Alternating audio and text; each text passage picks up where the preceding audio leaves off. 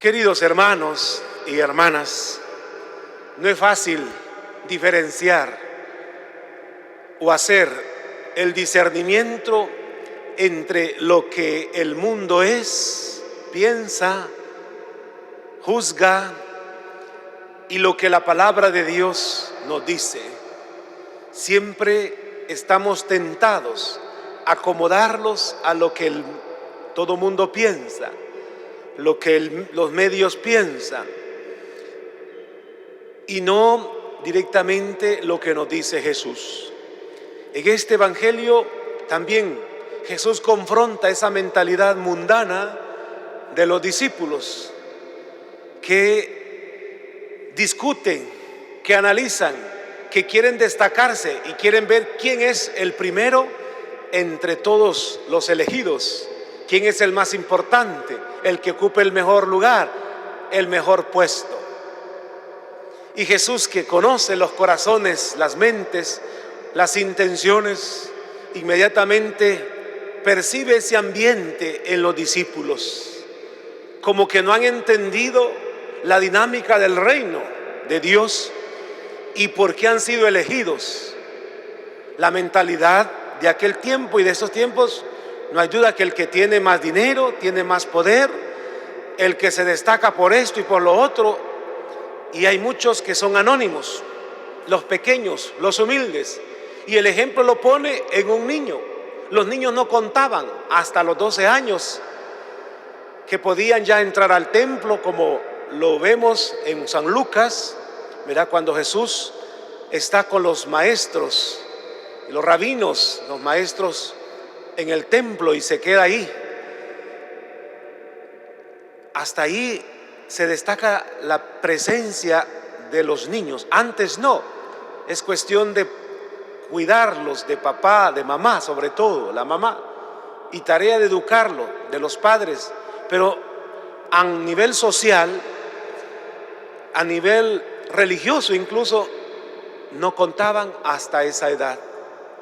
Por eso Jesús lo pone de ejemplo, pone ejemplo a un niño, ser pequeño para ser grande, no como la sociedad. Entre más grande, entre más famoso, entre más destacado, más importante eres ante los ojos del mundo. Y por eso muchas personas viven de esa falsedad, alimentando el ego, como lo escuchábamos ayer, destacándose por los banquetes, por los vestidos, por los perfumes y por las cosas que ante el mundo huelen a grandeza, a poder, a dinero,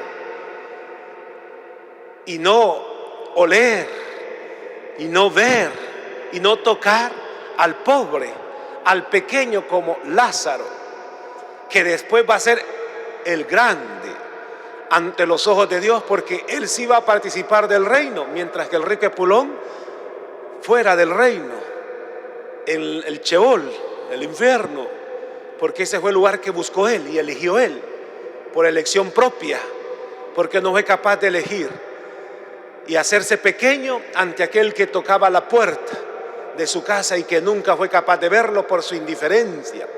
Entonces, esas realidades que no son de ayer, sino de hoy también, se viven, se marcan. Esa vanidad que muchos alimentan, esa ambición de poder, de tener y de destacarse en la sociedad, y muchas veces no por obras buenas, sino por escándalos, por posiciones, por ideología, por actitudes que el mundo aplaude, pero que son totalmente mundanas y no del reino de Dios y no de un cristiano, vamos a decirlo. El ejemplo es bien claro, serse pequeño. ¿Y quién es el pequeño? No es que tiene que volver a ser niño, sino el que tiene actitudes, no de grandeza, sino de humildad, de sencillez. El pequeño es el que se pone al nivel de los pequeños, el que se pone a servir a los que nadie sirve, aquellos a los que deberíamos, según Dios, atender, y no a la par de aquellos que el mundo aplaude como grandes e importantes porque son de renombre, de apellido, esto y lo otro. El Señor dice, el pequeño es el que se pone al nivel de los pequeños, como puso a su nivel al niño. ¿Y quién se hizo pequeño siendo grande? Jesucristo. Él se anonadó, dice San Pablo, Él se rebajó, Él se hizo pequeño, incluso llegó hasta lo más pequeño que dice San Pablo. Él se hizo pecado por nosotros, o Dios lo hizo pecado, es decir, compartió toda nuestra condición, nuestra miseria, nuestra poquedad, asumiéndola Él, haciéndose carne, hombre, encarnándose. Esa es la humildad, esa es la pequeñez que cuenta para ser grande en el reino de Dios. No es que Dios quiere minimizar a alguna persona en particular, no, Él quiere exaltar, Él quiere engrandecer, pero desde abajo, como dice, desde el de abajo. El pequeño es el que sirve, el que ama y el que se pone al servicio de los demás. El poder está en el servicio, no en el dinero, no en el poder político que se ostenta, sino en servir, incluso desde ese poder, desde esa autoridad conferida por el pueblo y por la gracia de Dios, porque la vida es siempre un don y una gracia de Dios, aunque muchos no lo reconozcan. Entonces, a eso nos llama el Evangelio. Por eso, la primera lectura nos pone el ejemplo de Job. Mi siervo, dice, un día fueron los ángeles a presentarse ante el Señor y entre ellos llegó también Satanás. Ojo, el Señor le preguntó, ¿de dónde vienes? Él respondió, de dar vueltas por la tierra. El Señor le dijo, ¿te fijaste en mi siervo Job? Dios consideró a Job como su siervo y fue fiel siervo. Job experimentó lo peor, perdió sus bienes, perdió su familia, perdió todo, vamos a decir, menos su fe y su confianza en el Señor. Y esa es para Dios ese es el siervo, aquel que permanece fiel aún en la desgracia, porque normalmente el ser humano está tentado que lo que le pasa es porque Dios lo quiere, es porque Dios lo manda, es voluntad de Dios, y comenzamos a elucubrar un montón de cosas, incluso a protestar contra Dios. Y Satanás eso era lo que buscaba, que Job protestara, que Job renegara de Dios. Claro, humanamente hubo momentos de reniego, de murmuración, porque para él era muy pesada. Pero lo que nunca hizo Job fue culpar a Dios de su desgracia, fue culpar a Dios de su tragedia. Y claro, Dios restauró todo, pero vivió ese proceso. Por eso Job es ejemplo del hombre que sufre, pero del hombre que sufre anonadándose, confiando y abandonándose en Dios. Y ahí está esa frase hermosísima: desde el desnudo salí del vientre de mi madre, desnudo volveré allá. El Señor me lo dio, el Señor me lo quitó, esa fue su voluntad, bendito sea el nombre del Señor. No logró Satanás lo que pretendía en Job: maldecir, murmurar, blasfemar contra Dios. Jamás lo hizo Job.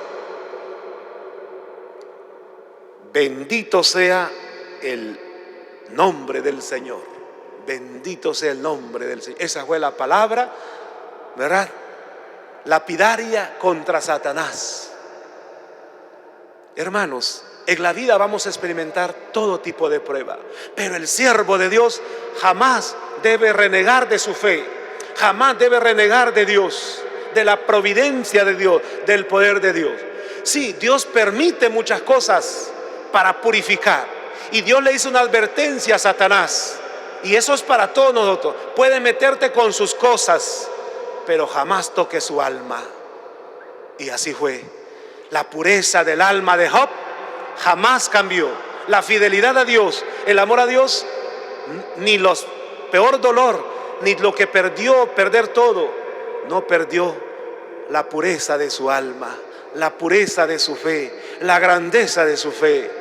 puesta en Dios. Ese es el pobre, el que pone su confianza totalmente en Dios. Ese es el siervo que pone su total confianza en Dios, como María la Virgen. He aquí la sierva del Señor, hágase en mí según tu palabra. Como el siervo Job, que experimentó todo lo que un ser humano puede experimentar, pero jamás perdió su fe. Por eso dice, y con esto termino, ¿verdad?